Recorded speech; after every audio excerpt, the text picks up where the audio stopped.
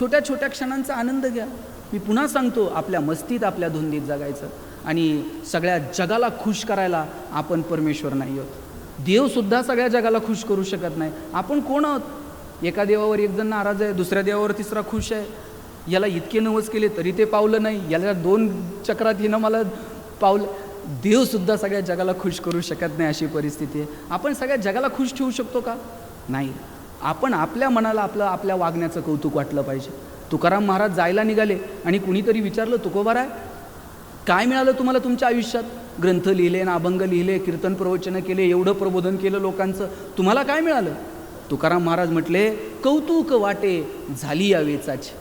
जगाला काय वाटतंय आम्हाला माहीत नाही, आमच्या जगण्याचं आम्हाला मात्र कौतुक वाटतंय. आपल्या जगण्याचं आपल्याला कौतुक वाटलं पाहिजे. आणि त्यासाठी घरी गेलात ना, रात्री झोपताना डोळे बंद करा, थँक्यू म्हणा देवाला, आजचा दिवस छान गेला, तुझी कृपा आहे. सकाळी उठल्याबरोबर त्याला थँक्यू म्हणा, आजचा दिवस डोळे उघडल्या, थँक्यू. आणि विशेष सगळेजण रात्री झोपतात, सगळ्यांचेच सकाळी उघडतात का? काहींचे डोळे सकाळी उघडत पण नाहीत. मग 4 जण येतात, उचलतात, घेऊन जातात आणि मग कबीर सांगतात, फूक दीनी जैसे होली. जशी होळी पेटवतात तितक्या सहजतेनं पेटून टाकतात. आपल्याकडे जे श्वास मिळालेत त्याचा आनंद घ्यायचा आणि त्याच्याविषयी कृतज्ञता व्यक्त करायला शिकायची. एक तरी कला जोपासा, काहीतरी रमण्यासारखं, काहीतरी गुणगुणण्यासारखं, काहीतरी डोळे भरून बघण्यासारखं आपल्याला आपल्या आयुष्यात करता येईल का, याच्यावरती काम करा. तुम्ही सगळ्यांनी उस्ताद बिस्मिल्ला खान साहेब नाव ऐकलं की नाही? शहिनाई वादक. त्यांची आई गेली आणि आई गेल्यानंतर ते मामाच्या गावी गेले बनारसला. बनारसला त्यांच्या मामाचा बेंजो होता, ते बेंजो वाजवायचे आणि तिथेच मग त्यांना मंदिरांमध्ये शहिनाई वाजवायची संधी मिळाली. ते शहिनाई वाजवायला लागले आणि अशी काही शहिनाई त्यांनी आयुष्यभर वाजवली की शेवटी मला वाटतं पद्मश्री, पद्मभूषण आणि अखेरीस भारतरत्न उस्ताद बिस्मिल्ला खान साहेब. काय करिअर आणि काय जगली होई माणसं. अमेरिकेमध्ये त्यांचा एक कार्यक्रम झाला होता, अशी शहिनाई वाजवली, अमेरिकेतले सगळे श्रोते उठून उभं राहून लोकांनी टाळ्या वाजवल्या. आणि काही लोक उस्तादजींना भेटायला गेले आणि म्हणाले, खान साहेब एक बिनती है. ते म्हणाले, बोलो. आप अमेरिका में ही रुक जाते. अमेरिकेतल्या लोकांनी आग्रह केला, आप अमेरिका में ही रुक जाते. ते म्हटले, ठहर भी जाता, लेकिन अमेरिका में गंगा और काशी विश्वनाथ कहा है. अमेरिका में गंगा होती और काशी विश्वनाथ होता, तो मैं यहाँ भी ठहर जाता. मुंबई आकाशवाणीमध्ये त्यांना एकदा रेकॉर्डिंगला बोलवलं होतं. बहार का केदार असल्या कुठल्या तरी एका रागाचा रेकॉर्डिंग करायचं होतं. त्यांना कळवलं, अमुक रागाचं रेकॉर्डिंग करण्यासाठी आपली वेळ मिळावी आणि मुंबई स्टुडिओला आपण यावं. ते मुंबईला आले, सुंदर रेकॉर्डिंग झालं. रेकॉर्डिंग झाल्यानंतर उपस्थित टेक्निशियन सगळ्यांनी टाळ्या वाजवल्या आणि ते रेकॉर्डिंग वगैरे झाल्यानंतर आकाशवाणीचे जे मुख्य व्यवस्थापक होते त्यांच्या केबिनला त्यांच्या चहापानाची सोय केलेली होती. हे सगळेजण गेले आणि निघताना ते मुख्य व्यवस्थापक म्हणाले, पंडित जी आज का रिकॉर्डिंग तो बहुत अच्छा रहा, लेकिन हमें बहार या केदार राग रिकॉर्डिंग करना था, आपने तो बागेश्री किया. त्यांना करायचं होतं बहार किंवा केदार, पण आज तुम्ही स्टुडिओमध्ये बागेश्री वाजवला. त्याच्यावरती हसून ते म्हटले, खरं तर आज नाश्त्यामध्ये मला पण जिलेबी खायची होती, पण तुम्ही बर्फी दिली. मी जसं बर्फीवर भागून घेतलं ना, तसं आज तुम्ही बागेश्रीवरती भागून घ्या. या माणसांच्या कलेला, त्यांच्या मस्तीला असं कोणत्या ठराविक साच्यात बांधणं शक्य झालं नाही. त्यांनी एक किस्सा सांगितला, जेव्हा मुंबईला एका मैफिलीसाठी ते आले आणि त्यांचं ठरलेलं होतं, मुंबईला ते वाजवायला लागले का मुंबईमधून कायम फरमाईश येणार, मालकंस वाजवा. आणि यावेळेस ते ठरून आलते. मुंबईकरांनी किती आग्रह केला तर त्यांच्या मनाप्रमाणे मालकंस वाजवायचा नाही. मैफिल रंगात आली आणि खालून फरमाईश सुरू झाली, पंडितजी जरा मालकंस बजाइये. त्यांनी माईकमधून सांगितलं, मी मालकंस वाजवला असता, पण मी मालकंस बनारसला एका सावकाराकडं गहाण ठेवून आलो आहे. जोपर्यंत मालकंस मी सावकाराकडनं सोडवत नाही तोपर्यंत मला वाजवायची परवानगी नाही. 2000 रुपयासाठी मी तो तिथं गहाण ठेवून आलो. मैफिल पुढे सरकत गेली. कुणी एक वृद्ध माणूस स्टेजवरती काठी टेकवत आला. त्यानं उस्ताद बिस्मिल्ला खान साहेबांच्या हातात एक पाकिट दिलं आणि त्यांना सांगितलं, या 4000 रुपयात 2000 रुपये मालकंस सोडवायचे आणि 2000 आत्ता वाजवायचे.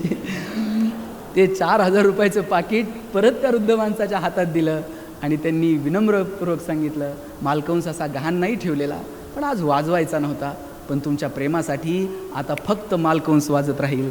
मालकंस वाजत राहिला आणि श्रोते त्यात चिंब भिजून गेले. काय जगली होई माणसं, भारतरत्न झाले. आणि दूरदर्शनची लोकं जेव्हा त्यांची इंटरव्ह्यू घ्यायला आले, ते त्यांच्या एका विद्यार्थिनीला शहनाई वाजवायला शिकवत होते. दूरदर्शनची लोकं आली, म्हटले तुमचा इंटरव्ह्यू हवा आहे, भारतरत्न आहात तुम्ही, म्हणजे घ्या इंटरव्ह्यू सुरू होणार. आणि त्यांच्या विद्यार्थिनीचं लक्ष त्यांच्या लुंगीकडे गेलं. पायाजवळ लुंगी फाटलेली होती. ती गेली आणि म्हटली, पंडितजी दूरदर्शनवरती इंटरव्ह्यू जाणार आहे, सगळ्या देशात जाईल, तुम्ही भारतरत्न आहात, लुंगी खाली पायाजवळ फाटलेली आहे, लुंगी तर बदला. ते त्या विद्यार्थिनीला म्हणाले, तू म्हणतेस म्हणून मी लुंगी बदलतो, पण एक गोष्ट कायम लक्षात ठेव, भारतरत्न मला शहनाईसाठी मिळाला आहे, लुंगीसाठी नाही. माणसं लक्षात राहतात आपल्या कलेसाठी, माणसं लक्षात राहतात विद्वत्तेसाठी, माणसं लक्षात राहतात त्यांच्या कामासाठी. आजही सहकार म्हटलं की विठ्ठलराव विखे पाटील, ज्यावेळेस चूल पेटणं अवघड होतं त्यावेळेस ह्या माणसानं बॉयलर पेटवला. शेतकरी एकत्र येऊ शकतात का? एकत्र येऊन ते मालक बनू शकतात का? शेतकऱ्याची परिस्थिती सहकारानं बदलू शकते का? अशी कितीतरी आव्हानं समोर असताना फेटा घातलेला एक माणूस सहकाराची चळवळ सुरू करतो आणि अखंड भारतासमोर आदर्श निर्माण करतो. माणसं लक्षात राहतात ती कामासाठी. आपण काय आहोत लक्षात घ्या, आपण कायम कामासाठीच लक्षात राहणार आहोत. आणि म्हणून माझी मित्रमैत्रिणी, तुम्ही चांगलं जरूर राहा, मार्केटमध्ये आल्यावर कळतं कसं राहावं कसं काय, पण तुम्ही केवळ त्या गोष्टींसाठी कधीही लक्षात राहत नाही. तुम्ही कायम तुमच्या कलागुणांसाठी, गुणवत्तेसाठी, तुमच्या ज्ञानासाठी लक्षात राहता.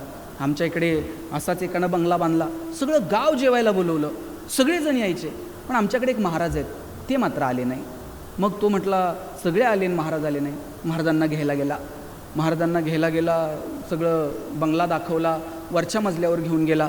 वरच्या मजल्यावरती एका भिंतीवरती त्यानं जगाचा नकाशा लावलेला होता. महाराज म्हटले हे काय? म्हणला महाराज जगाचा नकाशा लावून टाकला भिंतीवरती, अख्खं जग इथं आहे म्हटले. ते म्हणले काय काय इथं? हे काय अमेरिका, लंडन, सगळं दाखवलं. म्हणले भारत, हे छोटा इथे भारत आहे म्हटले. महाराष्ट्र, हे एकदम छोटा हा महाराष्ट्र आहे म्हणले. नगर जिल्हा, महाराज आता महाराष्ट्राचं एवढं, हे इथं असला नगर जिल्हा आहे म्हणले. आणि तुमचं केडगाव, आता म्हणले नगर जिल्हा दिसना महाराज, केडगाव भिंगानं बघावं लागतंय म्हणले. आणि म्हणले तुझा 4 कोटीचा बंगला, महाराज आता हे गावच दिसना, म्हणले 4 कोटीचा बंगला कुठून दाखवू? महाराजांनी अशी पाठीवर थाप मारली आणि म्हटले जी गोष्ट जगाच्या नकाशात कधीच दिसणार नाही ती कमवण्यासाठी आयुष्य घातलं की म्हटले तू. गाडी बंगला जगाच्या नकाशात दिसत नाही, पण पहिला साखर कारखाना जगाच्या नकाशात कायम दिसत राहणार.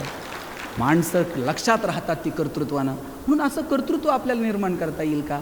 मला वाटतं याची काळजी आपण सगळ्यांनी घेतली पाहिजे.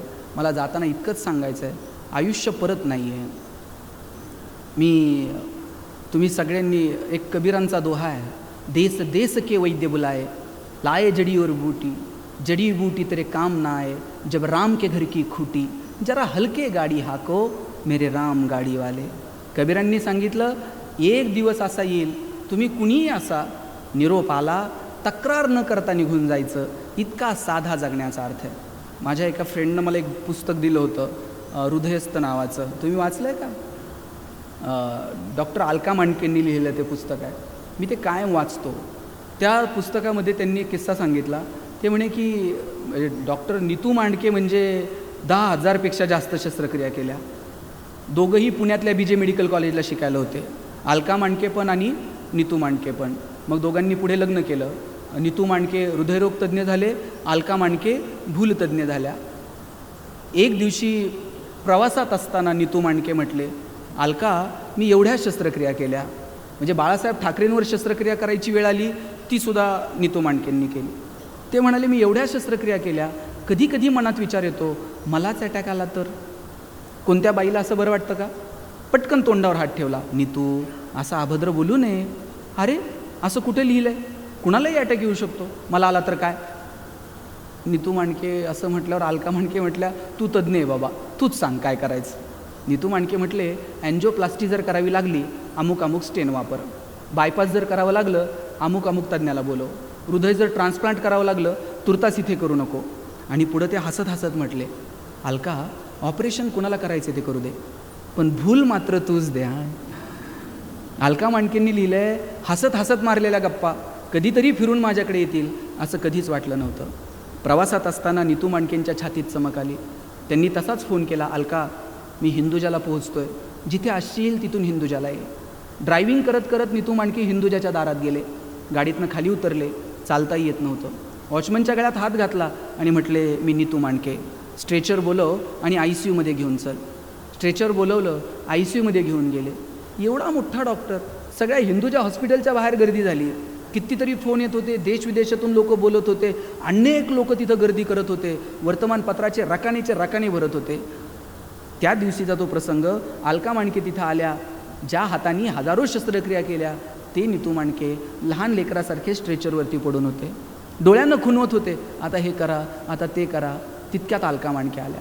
अलका मांडकेंचा हात हातात घेतला आणि नीतू मांडके म्हटले, अलका यातून मी वाचेल असं मला वाटत नाही, असं बोलू नको, मी आत्ता तुला ऑपरेशनला घेते. टेस्ट झाल्या, ऑपरेशनला घेतलं. ठरल्याप्रमाणे अलका मांडकेंनीच भूल दिली. ऑपरेशनही झालं. पुढचे 3 दिवस नीतू मांडके श्वासासाठी झगडत होते.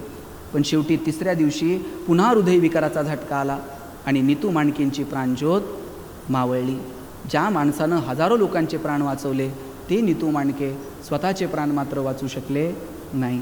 देश देश के वैद्य बुलाए, लाए जड़ी और बूटी, जड़ी बूटी तेरे काम ना आए, जब राम के घर की खोटी. जोडीदार गेल्यानंतर एकाला मागं राहावं लागतं, इच्छा असो नसो एकाला पुढे जावं लागतं. बिलग बिलग कर तिरिया रोवे, बिछड़ गई मेरी जोड़ी. बिलग बिलग कर तिरिया रोवे, बिछड़ गई मेरी जोड़ी. कहत कबीर सुनो भई साधो, जिन जोडी उन्ह तोडी. ज्यानं जोडली त्यानं तोडली. आपण मालक नाही आहोत, आपण विश्वस्त आहोत. सांभाळायचं, पुढच्या पिढ्यांच्या हवाली करायचं आणि ज्या दिवशी निरोप येईल त्या दिवशी तक्रार न करता निघून जायचं.